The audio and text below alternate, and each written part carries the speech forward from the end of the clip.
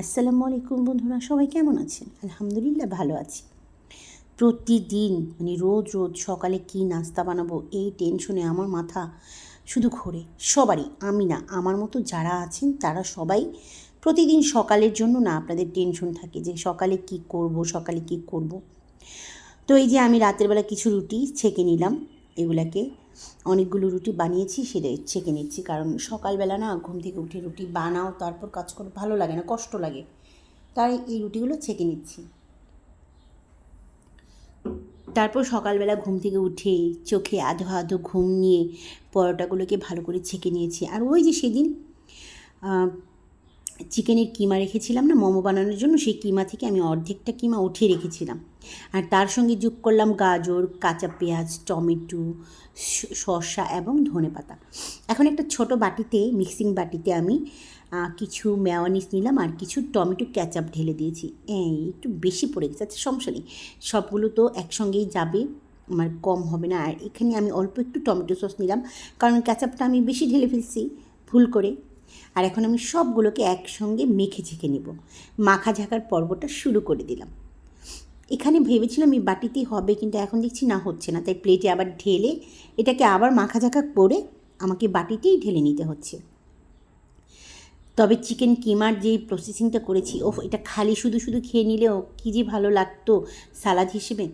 আপনারা বাসায় একদিন ট্রাই করে দেবেন, খুব মজা লাগে। আচ্ছা যাই হোক, আমার মাখা ঝাঁকার পর্ব কিন্তু প্রায় শেষ হয়ে গেছে।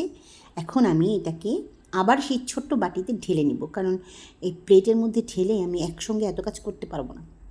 তো এই যে আমার মাখার প্রসেসিং শেষ, বাটির মধ্যে আবার যেটুকু ছিল সেটুকু ঢেলে দিলাম। এগুলা হচ্ছে একদম সুন্দর করে মেখে ছেঁকে নিয়েছি, যেন প্রত্যেকটা জিনিসের মধ্যে মশলাগুলো সসগুলো, টমেটো সস, মেয়োনিজ একদম পারফেক্টলি মাখা হয়ে থাকে, একদম ভরে যায়। তারপর পরোটাগুলোকে আবার ঢেলে এগুলোকে আমি শর্মা বানাবো। আমি একটা রেস্টুরেন্টে খেয়েছিলাম, খুব মজা লেগেছিলো। তো এই যে এখন শীতের দিন, তো আমি আমার শর্মাগুলোকেও না একটু চাদর দিয়ে ঢেকে দিচ্ছি, কারণ ওদেরও তো ঠান্ডা লাগে, তাই না? এই যে আমার পরোটাগুলোকে খুব সুন্দর করে চাদর দিয়ে মুড়িয়ে রাখছি, যেন ওদের একটুও ঠান্ডা না লাগে। আর এই যে আমার পরোটার মধ্যে যে ঘিলুগুলা, কী মজা লাগছে দেখতে, সত্যি কিন্তু খুব ভালো হয়েছিল, অনেক মজা হয়েছিল। তো আমি সবগুলোকে একই সাথে একই রকমভাবে শর্মার আকৃতিতে বানাবো, যেন শর্মাটা খুব সুন্দর হয়। এই কর্নারটা যদি পানের মতো করে বড়টা দিয়ে হয় না, তাহলে কিন্তু খুব মজা হয়, দেখতে খুব ভালো লাগে। এই যে একদম দেখেন ভিতরে যে শর্মা, ভিতরে যেই ধনেপাতা, পেঁয়াজ, সব কিছু এত সুন্দর লাগছে দেখতে। তো একে একে আমি সবগুলোকে বানিয়ে ফেলছি, চাদর দিয়ে ঢেকে দিচ্ছি যেন ওদেরও ঠান্ডা না লাগে আমার মতো। আর সকালবেলা এই খাবারটা যখন আমি আমার বাচ্চাদেরকে দিয়েছি, বিশ্বাস করেন বন্ধুরা, এত সুন্দর করে খেয়েছে।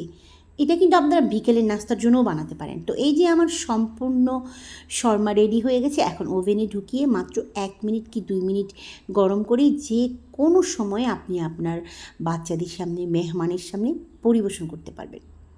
খুবই মজা হয়েছিল, এত ভালো লেগেছিল, সবাই বলেছে খুব মজা হয়েছে। এটাকে কিন্তু গরম গরম খেতে হবে, ঠান্ডা খেলে ভাল লাগবে না।